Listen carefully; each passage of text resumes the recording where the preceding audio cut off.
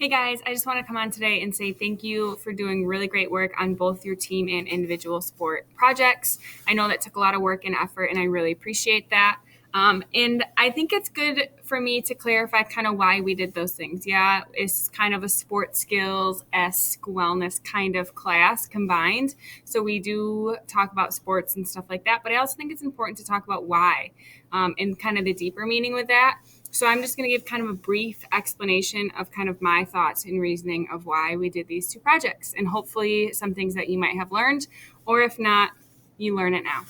So there's a lot of benefits with team and individual sports. I think we can all agree and see obviously what the physical benefits are as far as you stay in shape, you get your workout in, kind of boost people into being more lifelong movers, which means that when you're older, you're more likely to work out or find a type of workout that you like to do, whether that's playing a sport, whether that's walking, running, weightlifting, yoga, whatever, because that's just something that's kind of been ingrained in you because you always played sports.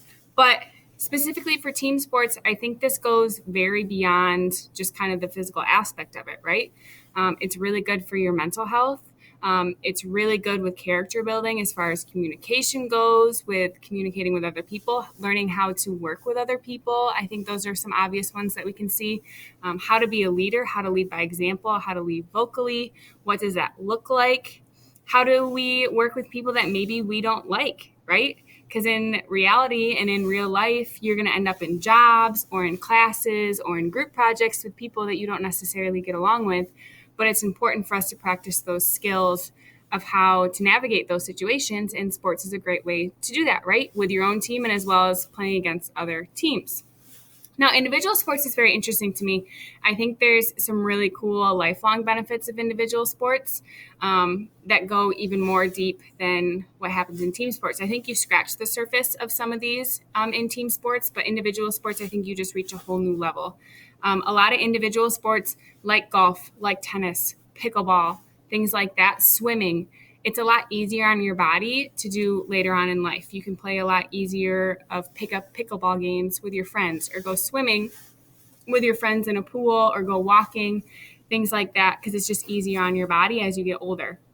It's a lot harder to go play flag football or pick up basketball with your friends as you get older, just because, your body gets older, you get aches and pains, stuff like that.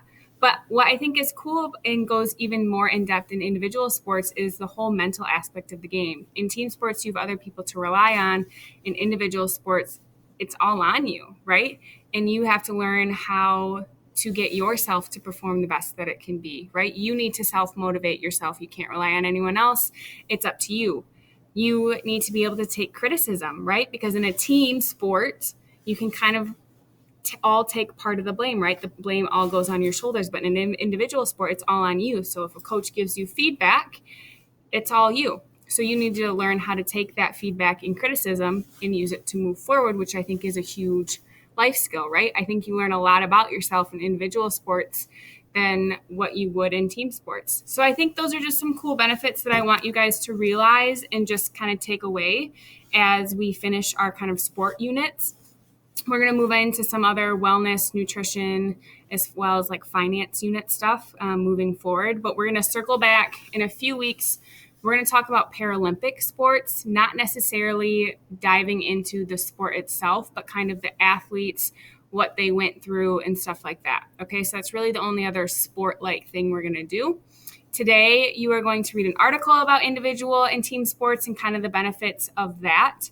So hopefully you're going to have a Venn diagram that you're going to do a reading strategy with. So you're going to use that, and then I will collect those later. And that will wrap up our team and individual sport unit. If you have any missing work, this is my last reminder. Please email me when you finish it so then I can go back and grade it. Okay? Thank you guys for being awesome. I'm really sorry that we don't get to hang out in person every day. I really miss that, and I'm really sad that I don't get to see you guys every day. But you guys are awesome and have made this trimester really great so far. So thank you for being awesome. Let me know if you have any questions.